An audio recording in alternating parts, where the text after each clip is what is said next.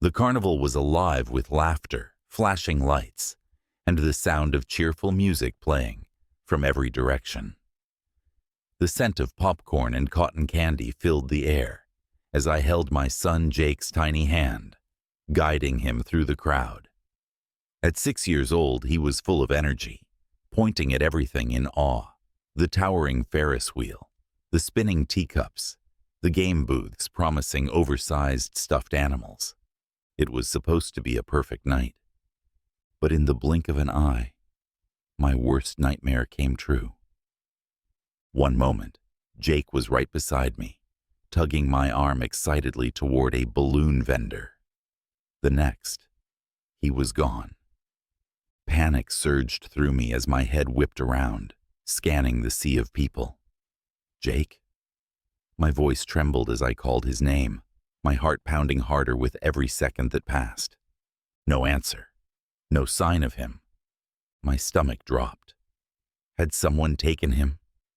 I started running, shoving past people, screaming his name. The crowd blurred around me as fear took over. Where was my son? I had no idea that when I found him the next day, the truth he would tell me would leave me frozen in disbelief. My hands shook as I pushed through the thick crowd, my voice breaking as I called out, "Jake, Jake, where are you?" No response. My heart hammered against my ribs as I scanned every face around me. Parents walking with their kids, groups of teenagers laughing, carnival workers handing out prizes, but no Jake. I ran to the nearest security guard, barely able to get the words out. "My son! He's missing! He was just here!" The guard's face turned serious. He spoke into his radio, and within minutes, multiple staff members were searching the carnival grounds. Announcements were made over the loudspeakers. People started looking around, checking nearby booths and rides, but nothing. The police arrived soon after. They asked me for a description, and I could barely hold myself together as I described Jake: his curly brown hair, his blue jacket, the little dinosaur shoes he loved so much. One officer knelt beside me. "Do you remember the last thing he said? Was anyone near him?" I squeezed my eyes shut, trying to focus. Yes, the balloon stand. He had wanted a red balloon. Had someone lured him away? A deep fear settled in my stomach. What if I never saw him again? The carnival lights that had once felt magical now felt blinding. The music that had sounded joyful now felt mocking. I searched for hours. The crowd thinned out as the night wore on, but Jake was still nowhere to be found. By the time the carnival closed, my body was shaking from exhaustion and fear. The police assured me they were doing everything they could. I should go home and rest. Rest. How could I? I sat awake by the phone all night praying for a call that would tell me Jake was safe. And then, just after sunrise, my phone rang. They had found Jake. But when I rushed to the police station, nothing could have prepared me for the truth he told me. The phone nearly slipped from my shaking hands as I answered, my voice hoarse from a night of crying. "Hello? Did you find him? Is he okay?" The officer on the other end spoke calmly but firmly. "Ma'am, we have your son. He's safe. Please come to the station immediately."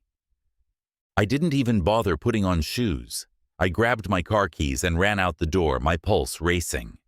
The drive felt endless. My mind spun with possibilities. Where had he been? Who had taken him? Was he hurt? When I burst into the police station, my eyes locked on a small figure sitting in a chair, wrapped in a police officer's jacket. Jake. I choked on a sob as I ran to him, dropping to my knees. "Oh my God, Jake!" He turned to me with wide eyes, tired but calm. Too calm. I crushed him into my arms, feeling his little body warm and solid against me. Relief flooded through me, but something was off. I pulled back, cupping his face. "Are you okay? Where were you? Who took you?" He blinked at me, as if confused by my panic. Then in the softest voice he said, "Nobody took me, Mommy. I was helping someone." The room around me seemed to spin. Helping someone? My son had been missing for an entire night. What did he mean? I glanced at the officers, but they only looked at me with mild curiosity. One of them said, "We were hoping you could help us understand Jake's story. It's unusual." I turned back to my son. "Baby, what happened? Tell me everything." Jake took a deep breath, as if trying to recall every detail. "I saw a man, Mommy, at the carnival. He looked sad." "What man?" I asked, my stomach twisting. "An old man.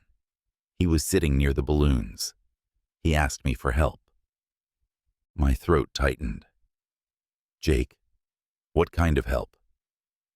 He shrugged, innocent, unaware of the terror creeping into my chest. He lost something. He said it was really important, and I wanted to help him find it. Tears stung my eyes. "Jake, did you go with him? Did he take you somewhere?" Jake nodded. "Yeah, but I wasn't scared. He was nice. He said he just needed help for a little while." The officer leaned forward. "Do you remember where he took you, Jake?" Jake hesitated. Then his next words made my blood run cold. "We went behind the carnival, but we weren't alone. A lady was there too." I exchanged a glance with the officer. "A lady?" "Jake, who was she?" I asked carefully. He smiled faintly. "She was really nice. She had pretty brown hair like yours, and she smelled like flowers. She told me I shouldn't be there." A shiver crawled up my spine. "She told you that?" He nodded. "Yeah. She told the man to leave me alone. She was mad at him." The officer frowned. "Did she take you away from him?" Jake nodded again. "She held my hand and told me she would take me somewhere safe. She walked with me for a long time. Then I fell asleep. When I woke up, I was at the bus stop. The police found me. I couldn't breathe. This stranger had saved my son." "Did she tell you her name?" I whispered. Jake shook his head. "No, but she told me you missed me, and that she missed you too." I blinked in confusion. "She said that?" Jake smiled, a sleepy, contented smile. "Yeah. She said she was watching over us." My breath caught in my throat. "Jake, what did she look like?" He thought for a moment, then said the words that nearly made me collapse. "She looked like Grandma." Tears spilled down my cheeks. My mother, Jake's grandmother, had passed away when he was only a baby. He barely remembered her, but the way he described this woman, it was her. The police weren't convinced. They insisted it must have been a kind stranger, maybe a woman who happened to resemble my mother. But deep in my heart, I knew the truth. Jake was about to be taken by someone with bad intentions, but something, or someone, intervened. She had been watching over us. That night, I held Jake close, whispering my gratitude into the quiet air. I didn't need proof. I didn't need explanations. Somewhere beyond this world, my mother had been there, and she had saved my son. What do you think really happened that night? Was it just a coincidence, or was something bigger at play? Let us know in the comments. And if this story gave you chills, don't forget to like, share, and subscribe to stories unfolded for more unbelievable real-life stories. Thanks for watching, and we'll see you next time.